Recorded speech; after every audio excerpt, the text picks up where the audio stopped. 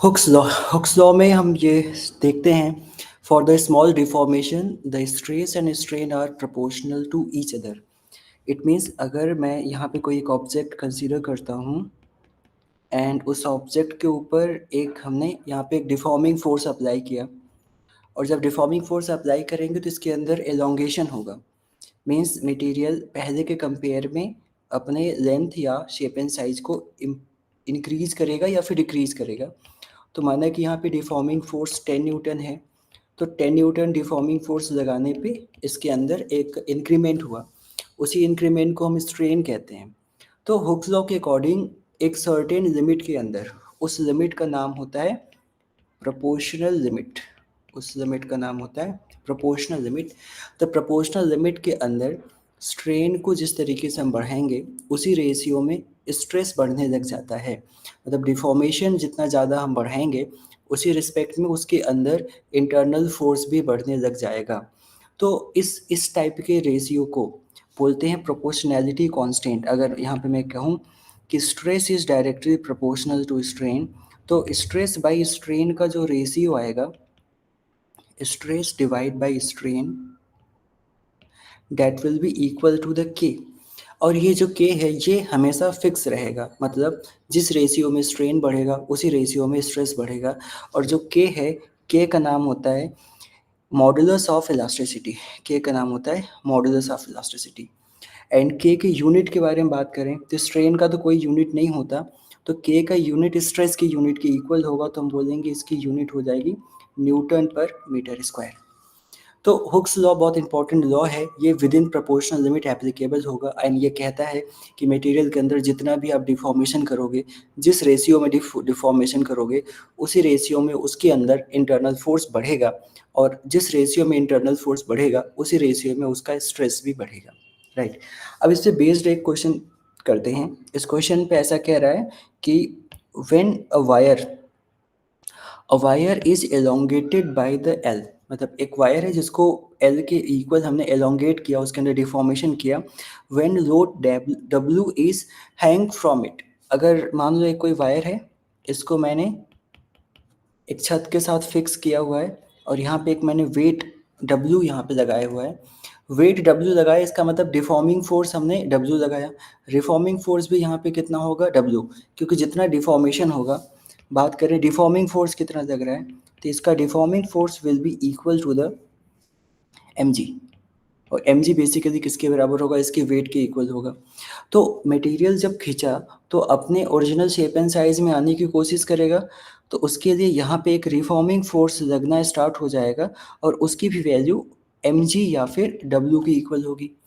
तो इसके बेसिस पे हम कह सकते हैं कि भाई इसके अंदर जितना भी स्ट्रेस आएगा, जितना भी स्ट्रेस आएगा वो डायरेक्टली प्रोपोर्शनल होगा किसके, स्ट्रेन के प्रोपोर्शन में होगा। अब स्ट्रेन मीन्स होता है डिफॉर्मेशन, स्ट्रेन मीन्स होता है डिफॉर्मेशन। एंड क्वेश्चन में बोला गया कि यहाँ पे जो भी डिफॉर्मेशन हुआ है उसकी वैल्यू है स्मॉल एल। जब डब्ल्यू वेट मैंने लगाया तो स्मॉल एल का डिफॉर्मेशन हुआ।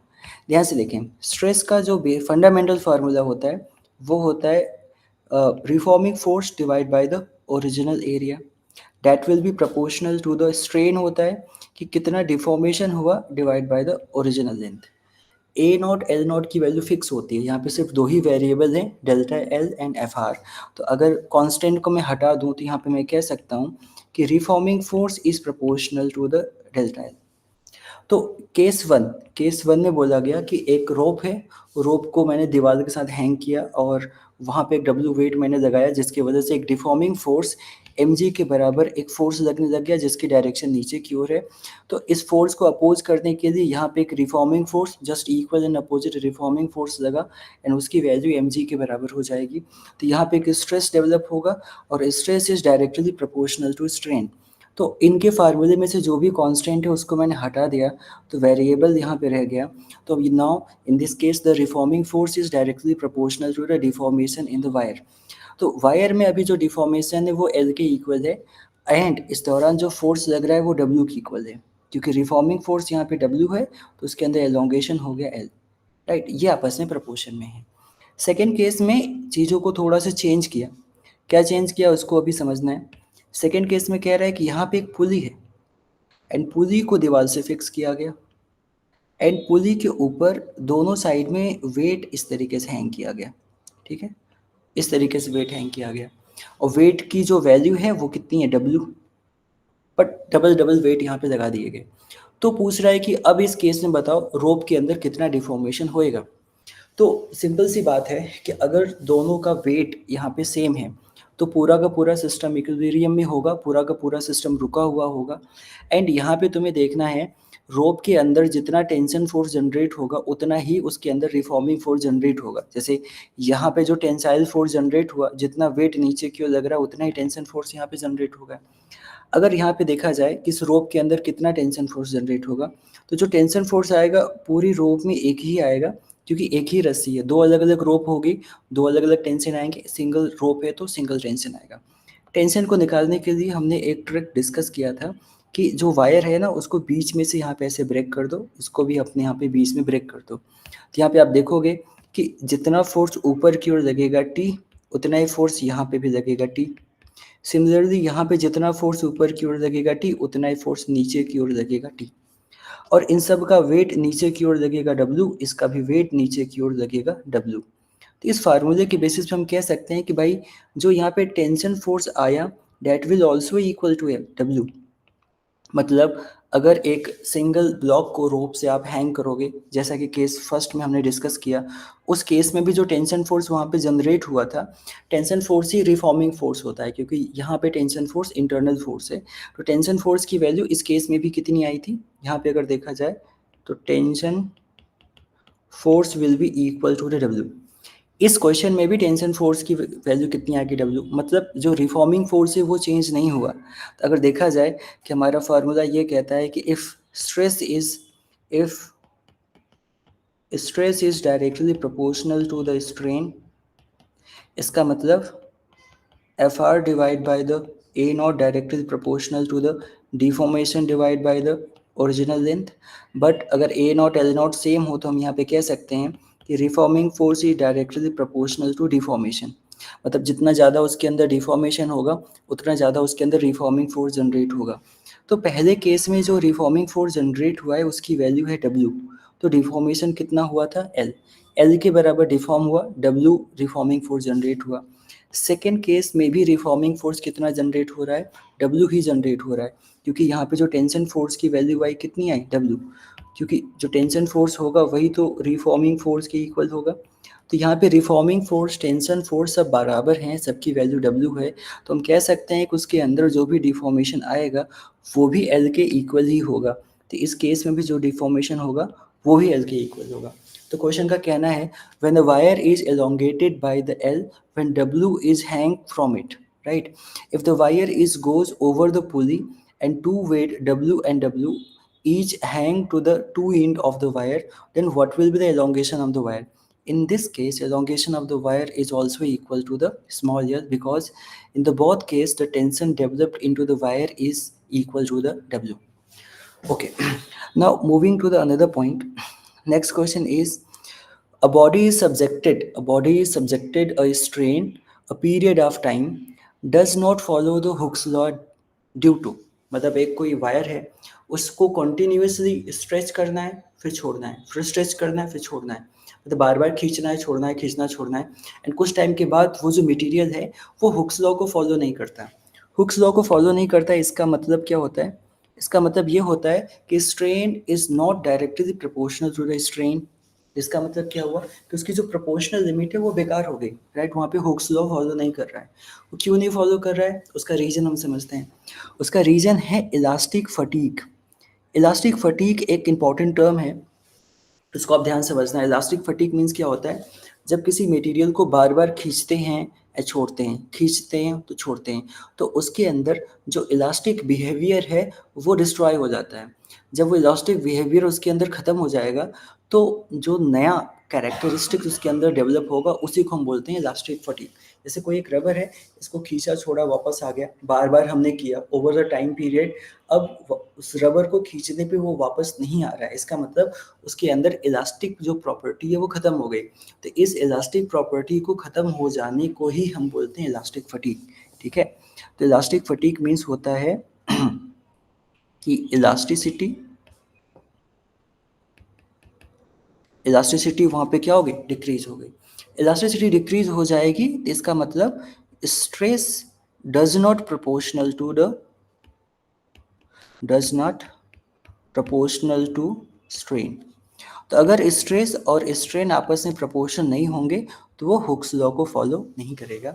तो अगर क्वेश्चन कहता है when the body subjected to the strain, strain means बार बार हम डिफॉर्म कर रहे हैं छोड़ रहे हैं, डिफॉर्म कर रहे हैं छोड़ रहे हैं, ओवर द टाइम पीरियड, बार बार 1 हफ्ते 2 हफ्ते 3 हफ्ते लगातार हम ऐसा करेंगे, तो वो हुक्स लॉ को नहीं फॉलो करेगा। क्यों नहीं फॉलो करेगा? क्योंकि उसके अंदर इलास्टिसिटी धीरे धीरे डिक्रीज हो जाएगी। तो decrement of the elasticity over the time period is known as the elastic fatigue, right. Now अब हुक्स लॉ जो हमने डिस्कस किया है, जन उसके ऊपर हमने प्रॉब्लम को सॉल्व किया, उसके बेसिस पे एक हम कर्व प्लॉट करेंगे जो स्ट्रेस एंड स्ट्रेन के बीच में रिलेशन को बताएगा, और ये भी बताएगा कि ये रिलेशन किस तरीके से वैरी करता है, कहाँ कहाँ पे हुक्स लॉ फॉलो होगा, कहाँ कहाँ पे हुक्स लॉ नहीं फॉलो होगा। उसके लिए एक कर्व बनाना पड़ेगा, that curve is known as a stress and strain curve. और इस कर्व को प्लॉट करने के लिए एक मशीन की रिक्वायरमेंट होती है, उस मशीन का नाम होता है यूटीएम मशीन। यूटीएम का फुल फॉर्म होता है ultimate testing machine. And ultimate testing machine को यहाँ पे आप देख पा रहे होंगे कि यहाँ पे 2 टाइप का डाई है, राइट। जो अपर डाई लोअर डाई है, इसके बीच में इस वर्क पीस को होल्ड किया जाएगा। वर्क पीस जो यहाँ पे होल्ड किया जाएगा, इसके लेंथ के बारे में पहले से आइडिया होता है। जब इस मशीन के थ्रू इसको एलोंगेट किया जाएगा, खींचा जाएगा, तो उसके अंदर एक टेंशन फोर्स डेवलप होगा। और जो टेंशन फोर्स उसके अंदर डेवलप होगा, याद रखना, जो टेंशन फोर्स डेवलप होगा उसी को हम बोलते हैं रिफॉर्मिंग फोर्स, उसी को हम बोलते हैं रिफॉर्मिंग फोर्स।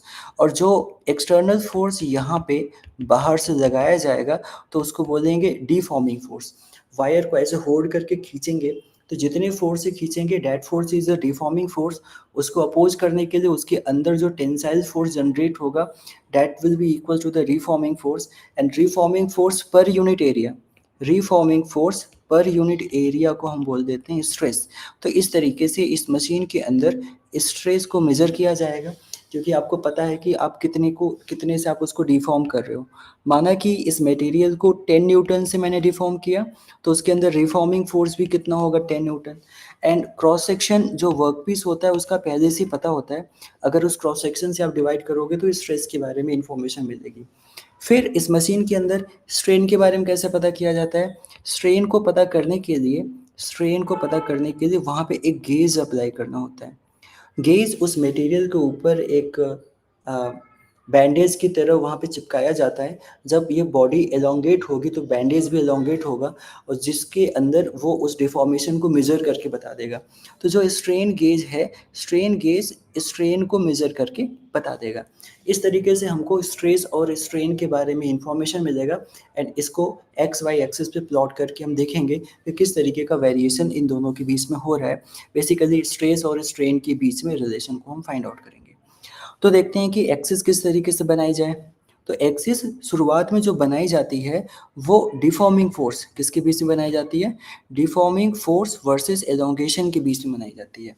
तो एलोंगेशन जो होता है मटेरियल के अंदर वो बेसिकली इनपुट होता है, मतलब कि कितना एलोंगेट करना है पहले से पता होता है, 5 centimetre, 6 centimetre, 60 centimetre.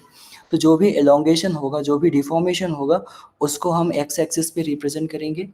And elongation करने के लिए मटेरियल के ऊपर एक डिफॉर्मिंग फोर्स लगाना होता है। जैसे मान लो ऐसा हमारा एक वर्क पीस है, उसको यूटीएम मशीन में ऐसे इस तरीके से अप्लाई करके डिफॉर्मिंग फोर्स लगाया गया 10 न्यूटन। दोनों साइड डिफॉर्मिंग फोर्स 10 न्यूटन लगा करके इसको हम खींच रहे हैं। तो इसके अंदर एक डिफॉर्मेशन होगा, उसको हमने बोला delta L.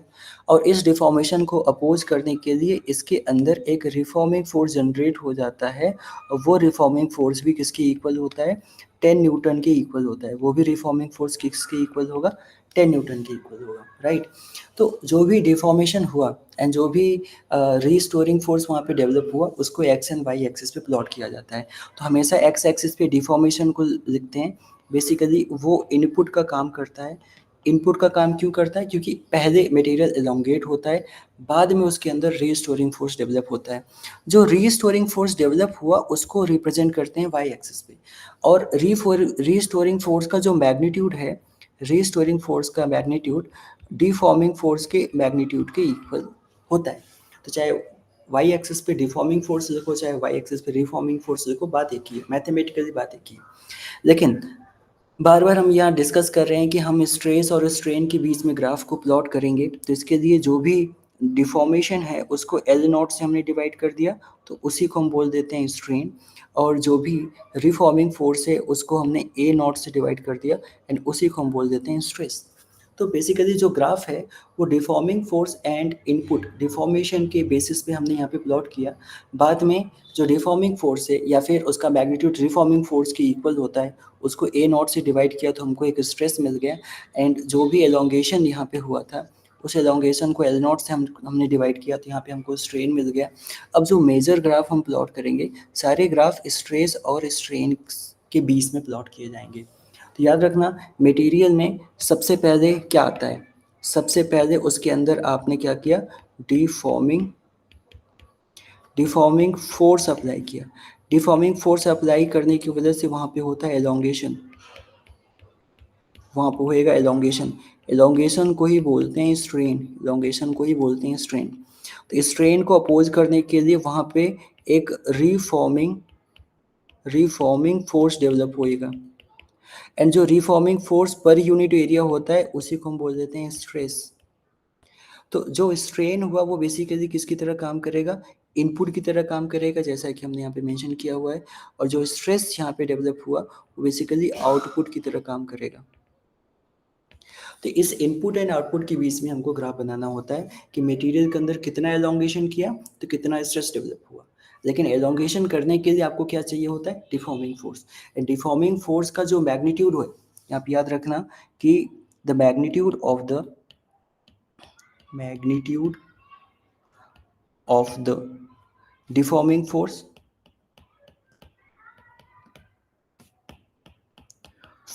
is equal to the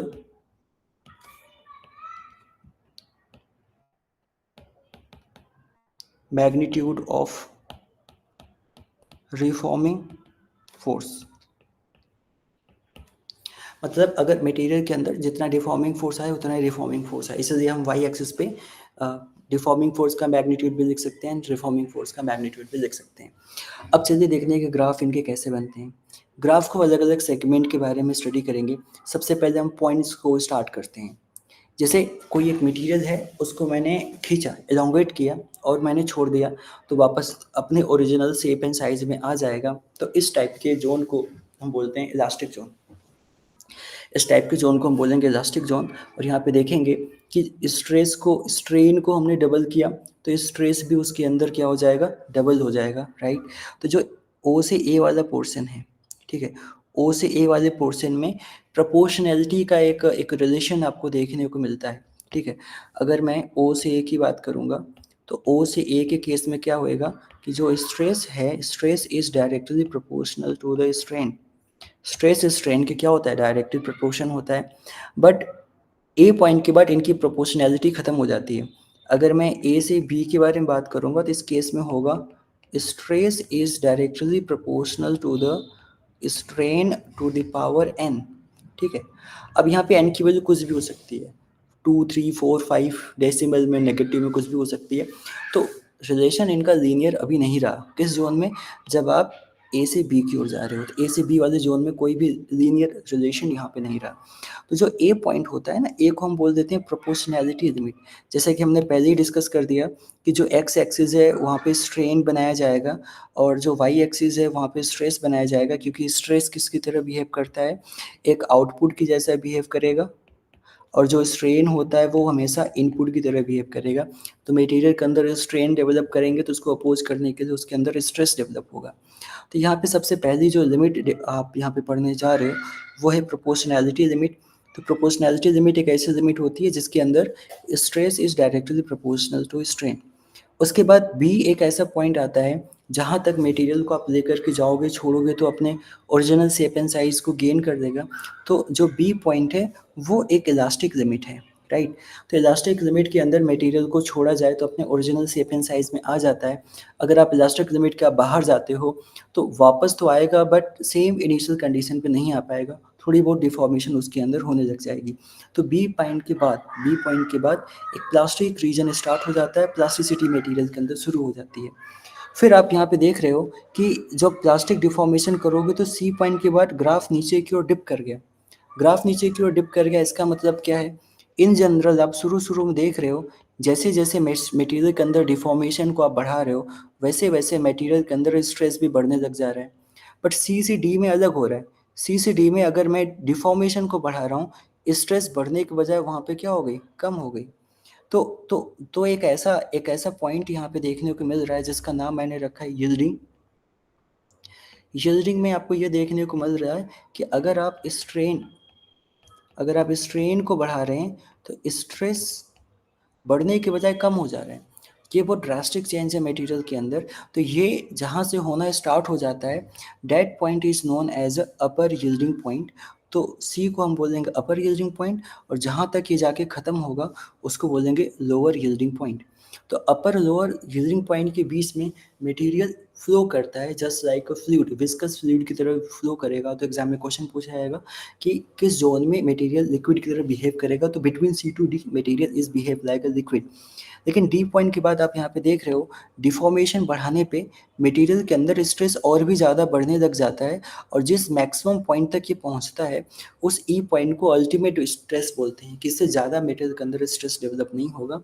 तो E point is known as a ultimate stress point, right. E point is known as a ultimate stress point. जब मटेरियल के अंदर और भी डिफॉर्मेशन करने लग जाओ, ई के बाद भी उसके अंदर अगर आप डिफॉर्मेशन करते हो तो मटेरियल थोड़ी देर में सॉरी मटेरियल थोड़ी देर में फेल होने लग जाता है। मटेरियल थोड़ी देर में फेल होने लग जाता है। तो जो एफ पॉइंट होता है उसको हम बोलते हैं फ्रैक्चर पॉइंट। तो सारे लिमिट बड़ी इंपॉर्टेंट है, सभी को आप ध्यान से पढ़ना। तो सबसे पहले आ गई, मटेरियल स्टार्ट किया, स्ट्रेस स्ट्रेन डायरेक्टली प्रोपोर्शन में होगा, A is the proportional limit. फिर बी जो पॉइंट है स्ट्रेस स्ट्रेन प्रोपोर्शन में नहीं है, एक नॉन लीनियर ग्राफ बनाएंगे, तो B is the elastic limit. B के बाद प्लास्टिक जोन स्टार्ट हो गया, एंड सी एक ऐसा पॉइंट है जिसके बाद स्ट्रेन को बढ़ाने पे स्ट्रेस कम होने लग गया, इसलिए इसका नाम हो गया अपर यील्डिंग पॉइंट। जहाँ तक ऐसा होता है उसको बोलते हैं लोअर यील्डिंग पॉइंट। उसके बाद फर्दर क्वेश्चन ग्राफ के अंदर या मटेरियल के अंदर स्ट्रेन को बढ़ाने पे स्ट्रेस बढ़ने लग गया, मैक्सिमम जो स्ट्रेस डेवलप होगा उसको बोलेंगे अल्टीमेट स्ट्रेस। उसके बाद मटेरियल फेल एक पॉइंट पे हो जाएगा, उस पॉइंट को हम बोलेंगे फ्रैक्चर पॉइंट। ये तो मेजर पॉइंट्स हैं जो आप स्ट्रेस स्ट्रेन कर्व के बीच में पढ़ते हैं। अब हम अलग अलग रीजन के बारे में बात करेंगे। देखो, जो ओ से ए का रीजन है उसको बोलेंगे लीनियर एंड इलास्टिक, मतलब स्ट्रेस और स्ट्रेन लीनियर भी होंगे और साथ ही साथ इलास्टिक भी होंगे। अब ध्यान से देखना, जो ए से बी वाला रीजन है उसमें स्ट्रेस स्ट्रेन नॉन लीनियर है और रीजन कैसा है, इलास्टिक रीजन है। तो ओवरऑल हम ये कह सकते हैं कि जो पूरा का पूरा मैटर है वो दो पार्ट में इसको ब्रेक कर देते हैं। तो शुरू का रीजन है इसको बोलेंगे ये बी तक का, ये इलास्टिक रीजन है, एंड उसके बाद जो रीजन यहाँ पे डेवलप होता है वो सब कुछ प्लास्टिक रीजन है। जब तक मटेरियल फेल नहीं हो जाता तब तक का जो पूरा पूरा रीजन है वो पूरा का पूरा प्लास्टिक रीजन है, राइट। तो पूरा का पूरा मटेरियल दो टाइप से डिवाइड हो गया, इलास्टिक एंड प्लास्टिक। बी से सी वाला जो पार्ट है वो भी एक नॉन लीनियर रीजन आपको दिखाई दे रहा है, बट वो किस जोन में आ जाएगा, वो आ जाएगा प्लास्टिक जोन में, क्योंकि बी के बाद वो प्लास्टिक हो गया और स्ट्रेस और स्ट्रेन लीनियर तो है नहीं, तो नॉन लीनियर ग्राफ है और रीजन कैसा है, बी से सी वाला प्लास्टिक जोन है। सी से डी जो जोन आपको दिखाई दे रहा है उसको बोलते हैं yielding zone, material behave like a liquid, right.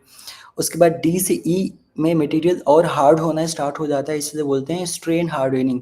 D to E material hard होता है। कोई भी चीज़ अगर हैमरिंग के लिए यूज़ किया जाता है या फिर टफ चीज़ों के लिए यूज़ किया जाता है तो उसको डी से ई जोन में लेकर के जाते हैं ताकि उसके अंदर हार्डनिंग थोड़ी सी बढ़ जाए।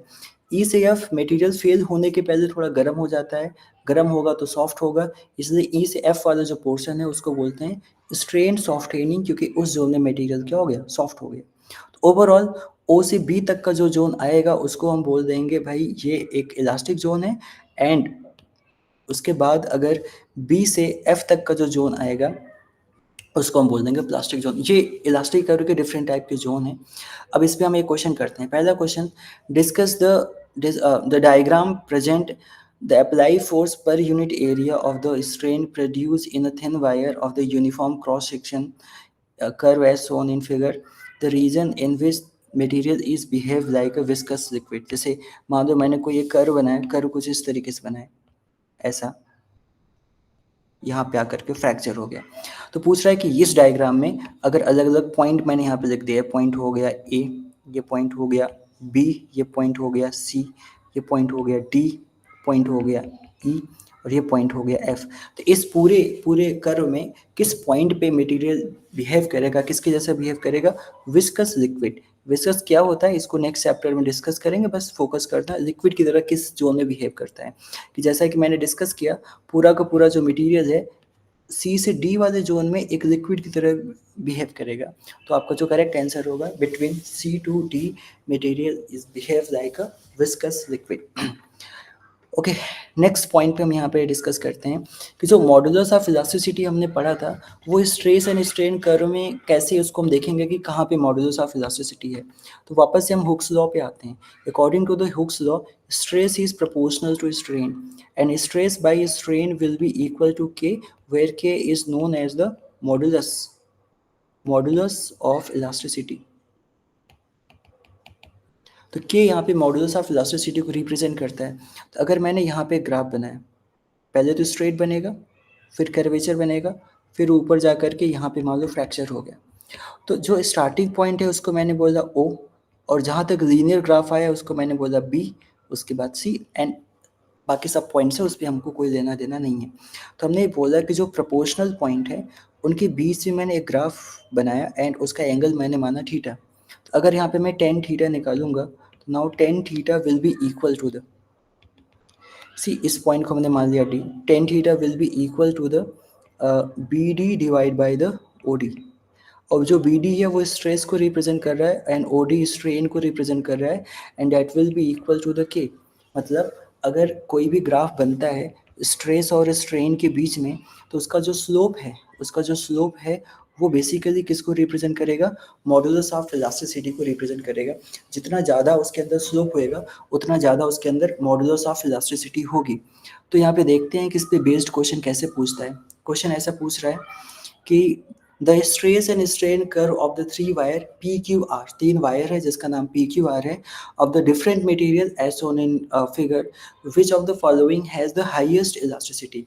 मान लो आपके पास तीन टाइप के वायर हैं, तो एक का नाम हो गया ए, दूसरे का नाम हो गया बी, एंड तीसरे का नाम हो गया सी। और मोस्ट इंपॉर्टेंट पॉइंट है कि यहाँ पे वाई एक्सिस स्ट्रेस को रिप्रेजेंट कर रहा है, एक्स एक्सिस स्ट्रेन को रिप्रेजेंट कर रहा है। सॉरी, इनका जो ए बी सी नहीं, पी क्यू आर इनका नाम है। तो एक का नाम हो गया पी, एंड दूसरे का नाम हो गया क्यू, एंड तीसरे का नाम हो गया आर। तो यहाँ पे देखेंगे कौन ज़्यादा इलास्टिक है, तो वही उतना ज़्यादा इलास्टिक होगा जिसका स्लोप सबसे ज़्यादा है। तो यहाँ पे हम देखेंगे स्लोप सबसे ज़्यादा किसका है, तो देखेंगे theta P is greater than theta Q is greater than theta R. तो जो पी पॉइंट है उसकी इलास्टिसिटी सबसे ज़्यादा होगी, ठीक है। तो जो पी वाला मटेरियल है, P material have highest elasticity, right, and R material have a lowest elasticity, क्योंकि इसका स्लोप सबसे कम है, इसका स्लोप सबसे ज़्यादा है, जैसा कि मैंने ऊपर डिस्कस किया। नेक्स्ट प्रॉब्लम पे आते हैं। The elasticity of the substance is affected by, कि मटेरियल की इलास्टिसिटी किसके ऊपर डिपेंड करती है। तो यहाँ पे पहला वर्ड यूज हुआ है जिसका नाम है हैमरिंग। हैमरिंग मीन्स होता है कि अगर मान लो कोई मटेरियल है, उसको खूब सारा फोर्स लगाया जाए, जैसा कि मैंने बताया था strain hardening zone. Strain hardening zone मतलब उसके अंदर बहुत सारी डिफॉर्मेशन किया जाए, डिफॉर्मेशन करने की वजह से उसके अंदर बहुत ज़्यादा स्ट्रेस डेवलप होता है। तो इस टाइप के प्रोसेस को हैमरिंग कहते हैं। हैमरिंग की वजह से मटेरियल का जो स्ट्रक्चर है वो थोड़ा चेंज हो जाता है, जिसकी वजह से उसकी इलास्टिसिटी भी क्या होगी, चेंज होगी। तो फर्स्ट ऑप्शन भी सही है, annealing. What is annealing? Annealing means होता है कि किसी मटेरियल के अंदर खूब सारा पीटा जाए, खूब सारा मारा जाए, तो उसके अंदर रेजिडुअल स्ट्रेसेस डेवलप हो जाते हैं। तो इस रेजिडुअल स्ट्रेसेस को रिलीव करने के लिए मटेरियल को गर्म करना होता है। तो उसको भट्टी में ले जाकर के उसको हम गर्म करेंगे, तो उसके मॉलिक्यूल्स एक्सपेंड करके जो स्ट्रेसेस डेवलप हुए हैं उसको रिलीव कर देते हैं।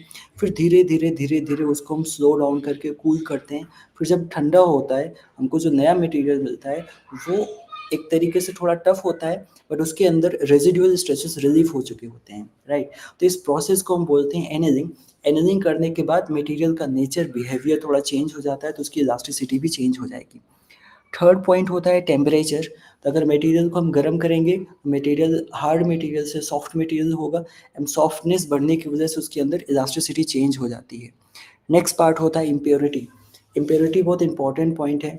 अगर प्योर आयरन के अंदर कार्बन परसेंटेज को हम बढ़ाने लग जाएंगे, तो वो मटेरियल और भी ज़्यादा हार्ड होने लग जाएगा, एंड हार्डनेस बढ़ने के साथ साथ उसकी इलास्टिसिटी भी चेंज हो जाएगी। तो elasticity of the material is depend on the hammering, annealing and temperature and impurity in the substance, right? Okay, new point start करते हैं। न्यू पॉइंट है ब्रेकिंग स्ट्रेंथ के बारे में। ब्रेकिंग स्ट्रेंथ क्या होता है? देखो, अगर मैं स्ट्रेस एंड स्ट्रेस कर्व की बात के बारे में बात करूं, जैसे मैंने दो एक कर्व बनाया जिसमें स्ट्रेस भी है और स्ट्रेन भी है, और मटेरियल के अंदर इस तरीके से एक ग्राफ हमने बनाया। तो मटेरियल का जो मेन फेरियल है वो दो पॉइंट से देखा जा सकता है, एक जहाँ पे यील्डिंग, दूसरा जहाँ पे अल्टीमेट पॉइंट है। अब देखो, यील्डिंग के बाद मटेरियल के अंदर फ्लो हो जा रहा है, वो प्लास्टिक डिफॉर्मेशन में चला जा रहा है, तो अल्टीमेट को चेकआउट करने की कोई बात नहीं। अगर मैं आपको बोलूँ कि आपके पास दो लिमिट है, एक है अल्टीमेट लिमिट, एक है यील्डिंग लिमिट। तो अल्टीमेट लिमिट को बोलेंगे सिग्मा यूटी, और यील्डिंग को बोलेंगे सिग्मा वाई। तो सबसे पहले जो फेलियर होने का चांस होगा वो सिग्मा वाई पे होगा। सिग्मा वाई को अगर मैंने सेव कर लिया, तो अल्टीमेट के बारे में हम सोचने की ज़रूरत नहीं है। मतलब मटेरियल के अंदर जो भी डिजाइनिंग किया जाती है, जो भी उसके स्ट्रेंथ के बारे में डिस्कशन किया जाएगा, वो यील्डिंग पॉइंट को सेव करते हुए किया जाएगा। मटेरियल को तुमने अल्टीमेट से बचा दिया, बट उसके अंदर यील्डिंग हो गई, तो उसका क्या फ़ायदा? इसलिए यील्डिंग बचा दिया तो अल्टीमेट बच जाएगा। तो यील्डिंग आपका स्ट्रेंथ होता है। तो किसी भी मटेरियल के ब्रेकिंग स्ट्रेंथ के बारे में बात किया जाए, इसका मतलब वो किसके बारे में बात कर रहा है? यील्ड स्ट्रेस के बारे में बात कर रहा है। एंड अगर किसी भी मटेरियल के अंदर यील्ड स्ट्रेस की बात किया जाए, मटेरियल अगर आप चेंज नहीं करोगे तो उसका यील्ड स्ट्रेस वही रहता है। डिफॉर्मिंग फोर्स चेंज करोगे तो उसका यील्ड स्ट्रेस चेंज नहीं होगा। यील्ड स्ट्रेस की जो पॉइंट है वो पॉइंट एज इट इज़ रहेगा, बिल्कुल भी चेंज नहीं होगा। तो याद रखना कि जो ब्रेकिंग स्ट्रेंथ है वो डिफॉर्मिंग फोर्स के ऊपर डिपेंड नहीं करता, वो सिर्फ मटेरियल के ऊपर डिपेंड करेगा। इवन कोई मटेरियल का तुम थिकनेस बढ़ा दिए, मटेरियल का तुम एरिया बढ़ा दिए, तो वो उसके ऊपर भी नहीं डिपेंड करता, वो सिर्फ और सिर्फ मटेरियल के ऊपर डिपेंड करता है। क्योंकि यील्ड स्ट्रेस क्या होता है कि yield force per unit area, तो ये पर यूनिट एरिया के ऊपर डिपेंड करेगा, तो एरिया वहाँ पे तो आएगा ही नहीं, राइट। तो अगर ब्रेकिंग फोर्स निकाला जाए, ब्रेकिंग फोर्स क्या होता है सर? तो ब्रेकिंग फोर्स में जो भी यील्ड स्ट्रेस है और जो भी इसका क्रॉस सेक्शन एरिया है उसको मल्टीप्लाई करेंगे, तो यहाँ पे आपको ब्रेकिंग फोर्स मिलेगा। तो याद रखना, breaking force will be equal to the yield stress and multiplied by the cross section area. तो अगर आप क्रॉस सेक्शन एरिया बढ़ाओगे तो उसका ब्रेकिंग फोर्स बढ़ जाएगा। जैसे मान लो कोई ब्रिज आपने बनाया या फिर कोई टेबल आपने बनाया, चाहते हो कि ये ज़्यादा लोड झेल जाए, तो आप क्रॉस सेक्शन एरिया बढ़ाते हो। तो क्रॉस सेक्शन एरिया बढ़ाओगे, उसको मोटा करोगे, तो उसका स्ट्रेंथ एज इट इज़ रहेगा, उसका ब्रेकिंग फोर्स बढ़ जाएगा। तो उस केस में सिग्मा वाई की वैल्यू हमेशा क्या रहेगी? कांस्टेंट रहेगी। और सिग्मा वाई किसके ऊपर डिपेंड करेगा? मटेरियल के ऊपर डिपेंड करेगा। मटेरियल चेंज करोगे तो मटेरियल का स्ट्रेंथ चेंज होगा, मटेरियल को मोटा करोगे तो स्ट्रेंथ वही रहेगा, बट उसका ब्रेकिंग फोर्स क्या हो जाएगा? चेंज हो जाएगा। अब इसके ऊपर हम क्वेश्चन डिस्कस करते हैं। पहला क्वेश्चन है कि breaking force per unit area of the cross section of wire, breaking force per unit area of the cross section of wire is known as the, means breaking force divided by the area is known as a breaking stress, ठीक है। और जो breaking stress होता है उसी को हम yield stress कहते हैं, और जो यील्ड स्ट्रेस होता है वही उसका क्या होता है? स्ट्रेंथ होता है, वही उसका क्या होता है? स्ट्रेंथ। तो कौन सा ऑप्शन सही होगा? फर्स्ट। ये सारे ऑप्शन क्या है? गलत हैं। Breaking force per unit area is known as a breaking stress, and breaking stress is also known as a yield stress, and yield stress is also known as the strength of the material या फिर strength of the body. Next point, the breaking stress of the wire is depend on, मैंने बोला कि जो sigma Y है वो सिर्फ और सिर्फ किसके ऊपर डिपेंड करेगा, मटेरियल के ऊपर डिपेंड करेगा. किसके ऊपर डिपेंड नहीं करेगा, वो उसके लेंथ के ऊपर डिपेंड नहीं करेगा, रेडियस के ऊपर डिपेंड नहीं करेगा, क्रॉस सेक्शन एरिया के ऊपर बिल्कुल डिपेंड नहीं करेगा. तो इन सब के ऊपर कौन डिपेंड करता है, इस सब के ऊपर ब्रेकिंग फोर्स डिपेंड करता है, क्योंकि breaking force is equals to sigma Y multiplied by the area. अगर आप एरिया को बढ़ाओगे तो ब्रेकिंग फोर्स बढ़ेगा, बट उसका जो ब्रेकिंग स्ट्रेस है वो हमेशा क्या रहेगा, कांस्टेंट रहेगा. चलिए क्वेश्चन पे आते हैं. क्वेश्चन ऐसा है कि F force is needed to punch. Punch means क्या होता है कि मान लो ऐसा तुम्हारे पास कोई एक कंपोनेंट है और उस कंपोनेंट के अंदर पंचिंग मशीन के थ्रू होल करना है. तो यहाँ पे मैंने एक ऐसा सर्कल बनाया और जब हम पंच करेंगे तो ऐसे कट करके बाहर निकालेगा, तो एक सिलेंड्रिकल फॉर्म में जो कंपोनेंट है वो कट करके बाहर निकलेगा. तो पंच सिलेंड्रिकल फॉर्म में इस तरीके से फोर्स लगाएगा, इस जोन में ऐसा फोर्स लगाएगा. फोर्स को यहाँ पे लगा के दिखा दे रहा हूँ कि इसकी चारों ओर इस डायरेक्शन में फोर्स लगाएगा तो ये कट करके बाहर निकल जाएगा. शेयरिंग करना मीन्स कटिंग करना. कटिंग करना मीन्स वो एरिया आपको कंसीडर करना है जो फोर्स के अलोंग हो. तो सर्कमफरेंस का एरिया यहाँ पे कंसीडर किया जाएगा क्योंकि यहाँ पे शियर की बात हो रही है. क्वेश्चन को ध्यान से पढ़ते हैं. क्वेश्चन ऐसा कहता है कि the force F needed to punch 1.46 centimetre diameter hole in the steel and 1.27 centimetre thick is nearly if the ultimate shear stress is something something. तो कितना फोर्स चाहिए इसको कट करके बाहर निकालने के लिए, तो ये बेसिकली ब्रेकिंग फोर्स की बात कर रहा है. Breaking force is always equal to the breaking strength and multiplied by the area.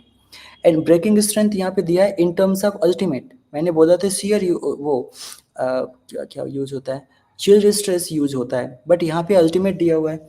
Ultimate दिया हुआ है तो अब मजबूरी है, अल्टीमेट आपको यूज करना पड़ेगा. शेयर दिया रहता तो हम यील्ड दिया रहेगा यील्ड यूज करेंगे, अल्टीमेट दिया रहे तो अल्टीमेट यूज करेंगे, दोनों दिया रहेगा तो उस केस में यील्ड यूज करेंगे, अल्टीमेट यूज नहीं करेंगे. तो सिग्मा यूटी की वैल्यू दे रखा है, कितना दिया हुआ है 345 इंटू 10⁶. क्यों 6 मैंने किया, क्योंकि मिलियन न्यूटन पर मीटर स्क्वायर यहाँ पे लिखा हुआ है. एरिया की बात करेंगे तो area circumference of the cylinder हमेशा होता है कि 2 pi R and multiplied by the H. तो ये डेटा यहाँ पे रखिए. तो देखो 2 पाई तो 2 पाई आ गया. रेडियस यहाँ पे दे रखा है, रेडियस की जगह यहाँ पे डायमीटर दिया हुआ है. डायमीटर कितना दिया हुआ है 1.46. तो 1.46 को आप 2 से डिवाइड करो और इसको सेंटीमीटर है तो 10⁻⁻² से भी आप मल्टीप्लाई करिए, सेंटीमीटर को चेंज करना है. एंड फर्दर एच के बारे में बात कर रहा है, हाइट इसका दे रखा है 1.27 और इसको भी आप सेंटीमीटर को मीटर में चेंज करेंगे तो 10⁻² से मल्टीप्लाई करोगे. इस पूरी वैल्यू को मल्टीप्लाई करोगे तो आपको ब्रेकिंग फोर्स मिलेगा और किस में मिलेगा, न्यूटन में मिलेगा. ठीक है. तो यहाँ पे बस बहुत इजी क्वेश्चन है कि स्ट्रेंथ में एरिया को मल्टीप्लाई कर दोगे तो क्या मिल जाएगा आपको, ब्रेकिंग फोर्स मिल जाएगा. चलिए एक नया टर्म यहाँ पे हम डिस्कस करते हैं जिसका नाम होता है factor of safety. Factor of safety क्या होता है कि जैसे मान लो मुझे किसी एक ब्रिज को डिज़ाइन करना है, मैंने यहाँ पे एक ब्रिज बनाया और ब्रिज को डिज़ाइन करना है और ब्रिज का जो स्ट्रेंथ है ब्रेकिंग फोर्स है, ठीक है, ब्रिज का ब्रेकिंग फोर्स है 10 न्यूटन. ब्रेकिंग फोर्स है 10 न्यूटन और हमने जो फोर्स यहाँ पे अप्लाई किया मीन्स जो अप्लाइड फोर्स है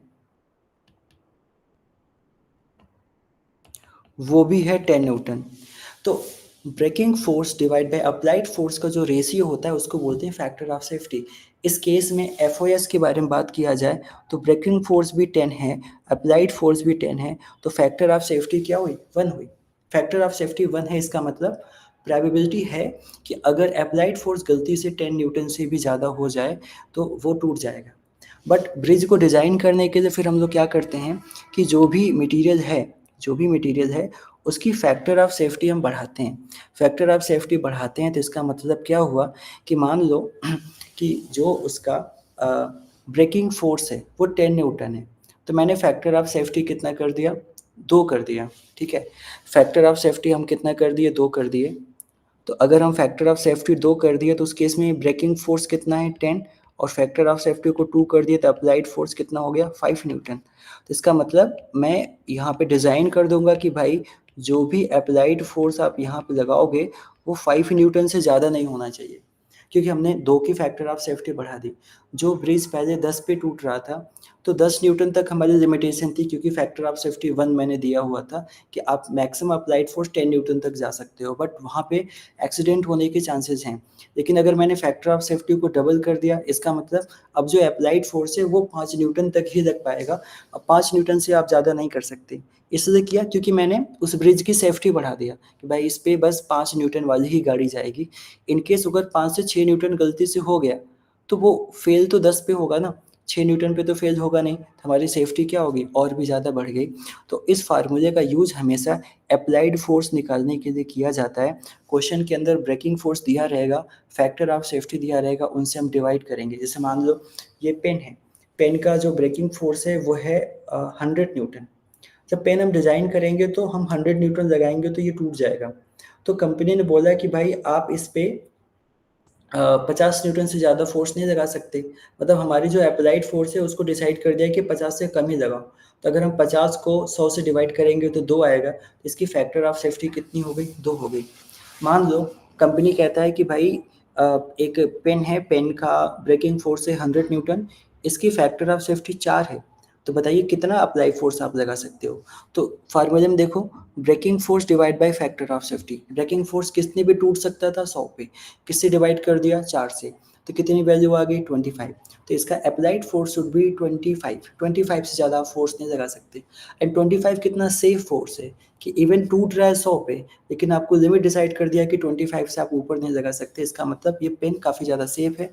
अगर आप 26 27 न्यूटन गलती से बढ़ा के भी लगा देते हो तो यहाँ पे ये टूटेगा नहीं, ये सेफ रहेगा। तो जहाँ पे एक्सीडेंट होने की प्रोबेबिलिटी ज़्यादा होती है, वहाँ पे मटेरियल की फैक्टर ऑफ सेफ्टी हाई रखी जाती है। इसका मतलब क्या हुआ कि उसका जो ब्रेकिंग स्ट्रेंथ है उससे बहुत कम वैल्यू पे हम उसकी एक लिमिट डिसाइड कर देते हैं। जैसे मान लो कोई ब्रिज 100 न्यूटन पे टूट सकता है, तो हम लिमिट डिसाइड कर दिए कि भाई ये 10 से ज़्यादा आप फोर्स यहाँ पे नहीं लगा सकते। तो इसका मतलब क्या हुआ कि breaking force is the 100 newton, applied force is the 10 newton. अब 10 को 100 से डिवाइड करेंगे तो 10 आएगा, तो फैक्टर ऑफ सेफ्टी 10 गुना हमने बढ़ा दिया। कितना ज़्यादा सेफेस्ट ब्रिज है, राइट। चलिए नेक्स्ट पॉइंट पे हम बात करते हैं कि the graph of the brittle material. जो ब्रिटल मटेरियल है उसका ग्राफ किस तरीके से बनता है। तो ब्रिटल मटेरियल एक ऐसी प्रॉपर्टी होती है जो प्लास्टिक जोन में जाने से पहले ही फ्रैक्चर हो जाएगा।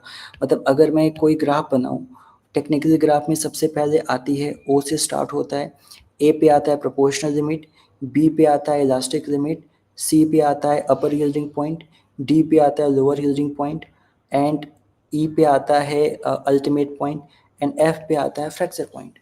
तो जब कोई मटेरियल जैसे ही इलास्टिक लिमिट के बाद आगे क्रॉस करना स्टार्ट करता है तो मटेरियल क्या हो जाता है, फेल हो जाता है। इसका मतलब जो इसके बाद वाला जो ग्राफ है उसको हमको रिमूव कर देना होगा। तो कोई भी अगर ब्रिटल मटेरियल होता है उसमें भी कोई भी ग्राफ इलास्टिक लिमिट के बाद नहीं बनता। अगर इस टाइप के ग्राफ अगर आपको कहीं देखने को मिल रहा है तो समझ जाएं ये ग्राफ किसका है, ब्रिटल मटेरियल का होता है। और जो ब्रिटल मटेरियल होते हैं वो कंप्रेशन में बहुत ज़्यादा स्ट्रॉन्ग होते हैं। इसलिए जो भी कंस्ट्रक्शन का काम होता है, घर जो बनाए जाते हैं, जो ईंटें होते हैं, वो उसके अंदर ब्रिटलनेस थोड़ी ज़्यादा होती है ताकि वो कंप्रेशन में बहुत ज़्यादा स्ट्रॉन्ग रहें एंड पूरे घर के वेट को लोड को सस्टेन कर पाएँ, राइट। अब इस पे बेस्ड एग्जाम में क्वेश्चन कैसे पूछे जाता है। पहला क्वेश्चन ये है कि the stress and strain curve for the cast iron. Cast iron basically एक ऐसा मटेरियल है जिसका नेचर होता है ब्रिटल, राइट। ब्रिटल होने की वजह से अगर स्ट्रेस और स्ट्रेन का हम कर्व बनाएंगे तो यहाँ पे एक स्ट्रेट लाइन आएगी, प्रोपोर्शनल लिमिट, उसके बाद इलास्टिक लिमिट, और यहीं पे ये फ्रैक्चर हो जाएगा। तो A is the proportional limit, B is the elastic limit, और ये मटेरियल यहीं पे फ्रैक्चर हो जाएगा। तो यहाँ तक ग्राफ बनेगा, इसमें कोई यील्डिंग पॉइंट नहीं आएगा, कोई भी अल्टीमेट पॉइंट नहीं आएगा, राइट। सीधे यहाँ पे ए से बी मतलब प्रोपोर्शनल लिमिट आएगी, इलास्टिक लिमिट आएगी, उसके बाद मटेरियल फेल हो जाएगा। एंड उसके बाद हम डिस्कस करते हैं कि graph of the ductile material. जो डक्टाइल मटेरियल होता है उसमें स्ट्रेस और स्ट्रेन के बीच में कर्व बनाएंगे तो सारे पॉइंट्स आपको यहाँ पे देखने को मिलेंगे, राइट। और डक्टिलिटी होती क्या है, क्योंकि मटेरियल को वायर में कन्वर्ट करना। तो अगर हम पूछें कि भाई आपके पास 2 टाइप का मटेरियल है ऐसा, एक का नाम ए है, दूसरे का नाम बी है, तो किसके अंदर ज़्यादा डक्टिलिटी है? तो जिसके अंदर जितना ज़्यादा डिफॉर्मेशन होगा वो उतना ज़्यादा डक्टाइल होगा। तो डक्टिलिटी की बात किया जाए तो ए ज़्यादा डक्टाइल है, बी यहाँ पे कम डक्टाइल है। एंड डक्टाइल मटेरियल के अंदर खूब सारे कर्व आपको यहाँ पे देखने को मिलेंगे। जैसा कि यहाँ पे क्वेश्चन पूछा गया कि in the diagram stress and strain are shown in figure, A B का कर्व यहाँ पे बनाया गया। कंक्लूड, इसमें कंक्लूड करना है कि भाई क्या है। तो यहाँ पे आप देखो जो ए वाला ग्राफ है इसके अंदर सारे कर्व यहाँ पे रिप्रेजेंट किए हैं। बी बेसिकली एक पॉइंट के बाद यहाँ पे फेल हो गया, कोई हिलिंग पॉइंट नहीं, कोई अपर लोअर अल्टीमेट पॉइंट दिखाई नहीं दे रहा है। इसका मतलब जो बी मटेरियल है वो है ब्रिटल मटेरियल एंड जो ए मटेरियल है वो है डक्टाइल मटेरियल। तो हम ग्राफ को देख करके बता सकते हैं कौन किस टाइप का मटेरियल है। अब हम बात करते हैं कौन सा हार्ड मटेरियल है, कौन सा सॉफ्ट मटेरियल है। तो हार्ड एंड सॉफ्ट के लिए एक कर्व हम बनाते हैं, ऐसा एक कर्व बन गया, यहाँ पे आके फेल हो रहा है। दूसरा कर्व यहाँ पे ऐसा आ रहा है, इधर आकर के फेल हो रहा है।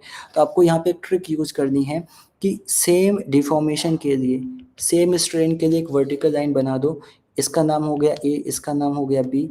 तो ए के अंदर जो स्ट्रेस डेवलप हो रहा है उसको बोला सिग्मा ए, बी के अंदर जो स्ट्रेस डेवलप हो रहा है उसको हमने बोला सिग्मा बी।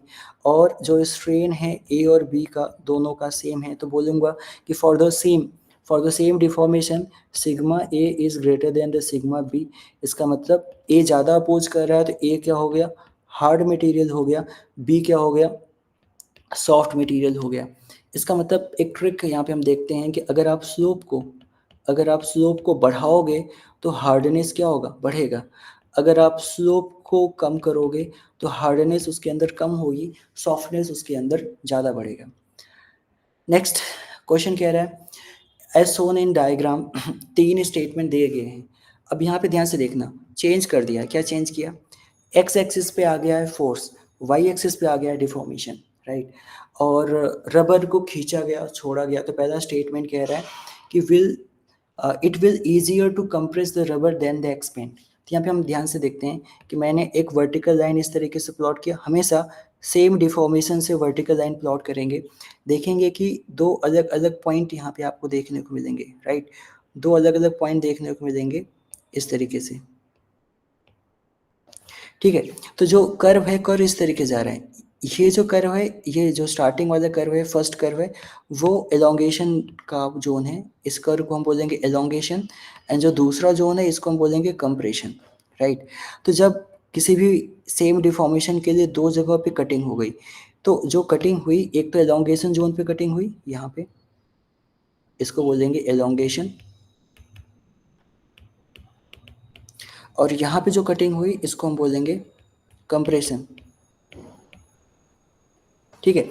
तो एलोंगेशन जोन पे स्ट्रेस यहाँ पे आपको दिख रहा है, जो फोर्स यहाँ पे डेवलप हो रहा है वो ज़्यादा है, मतलब जो फोर्स डेवलप हो रहा है एलोंगेशन में वो ज़्यादा हो रहा है, और जो फोर्स डेवलप हो रहा है कंप्रेशन में वो कम डेवलप हो रहा है।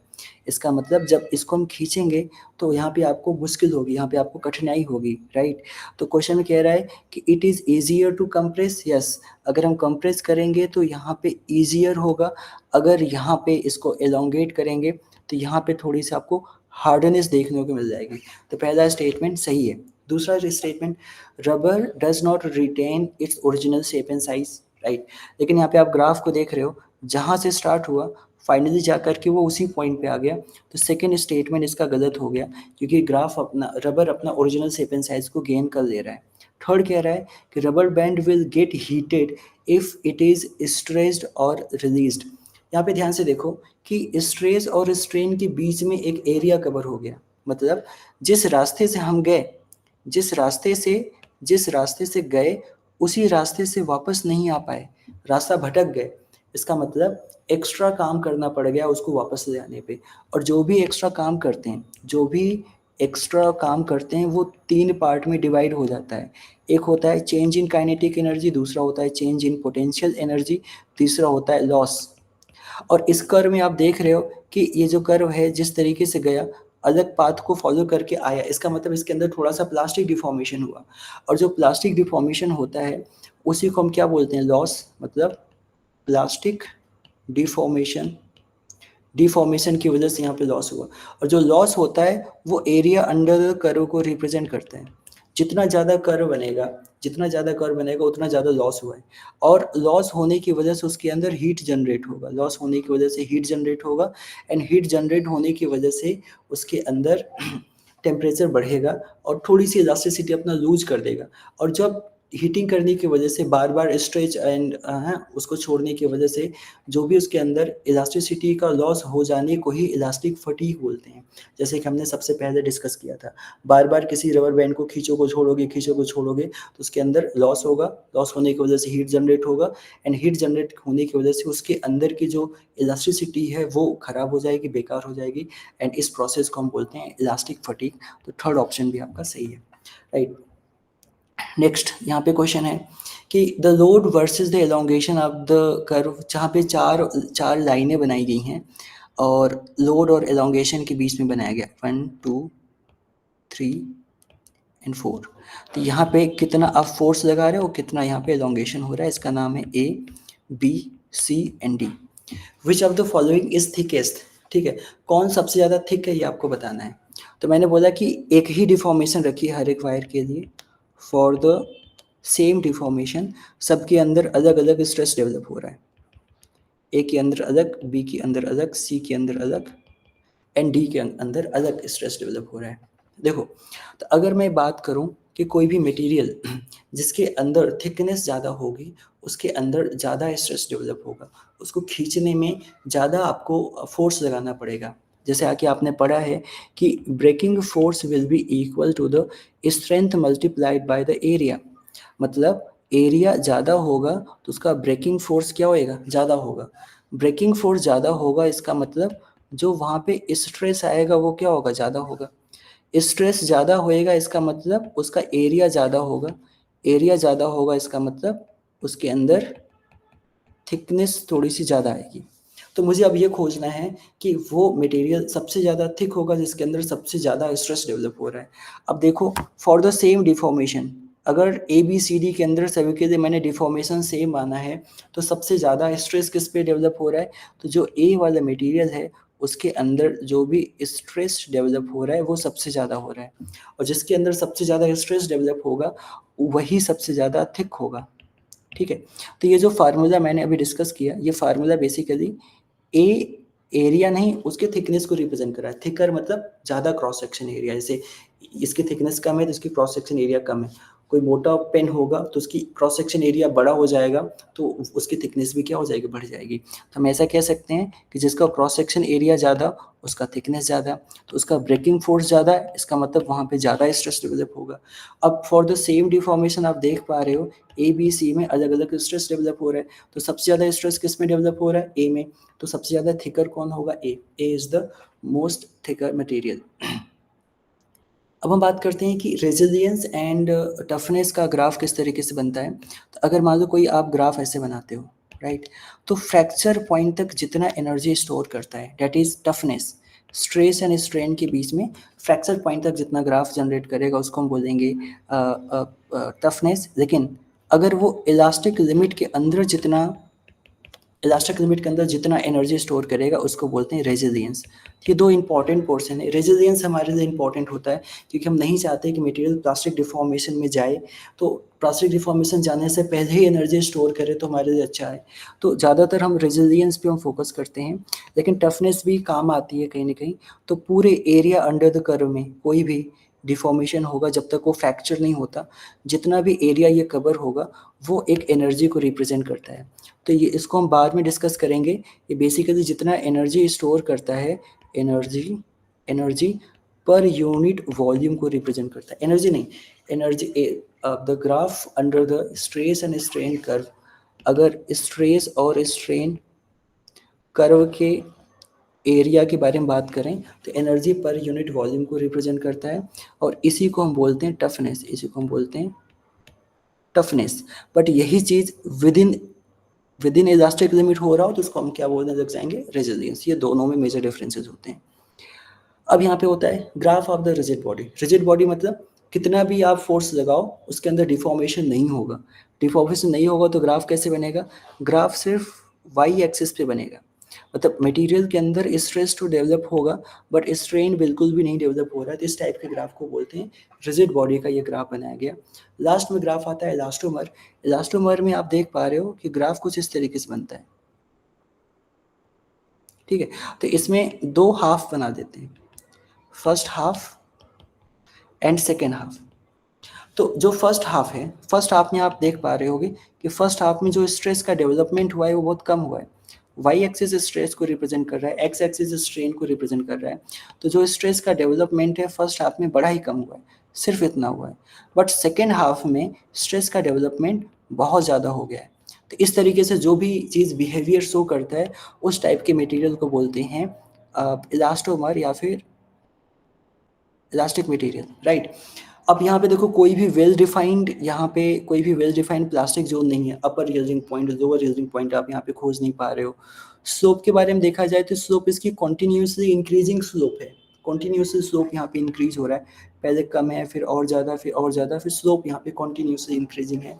और ये हुक्स लॉ को फॉलो नहीं करता। हुक्स लॉ को फॉलो इसलिए नहीं करता क्योंकि यहाँ पे कोई लीनियर ग्राफ नहीं बन रहा है। अगर ये चार ऐसी प्रॉपर्टी किसी भी वायर के अंदर मिलती है तो इस टाइप के वायर को बोलते हैं इलास्टोमर। तो इस चैप्टर हमने ये कवर कर दिया कि ग्राफ किस तरीके से हम प्लॉट करेंगे एंड स्ट्रेस एंड स्ट्रेन के बीच में किस तरीके से रिलेशन आएगा, एंड कौन सा ग्राफ किस टाइप के मटेरियल को रिप्रेजेंट करेगा, कौन डक्टाइल है, कौन ब्रिटल है, कौन सॉफ्ट है, कौन सा हार्ड है, कौन सा वायर थिक है, कौन सा वायर रिजिड है। ये सब इसके अंदर हमने डिस्कस किया।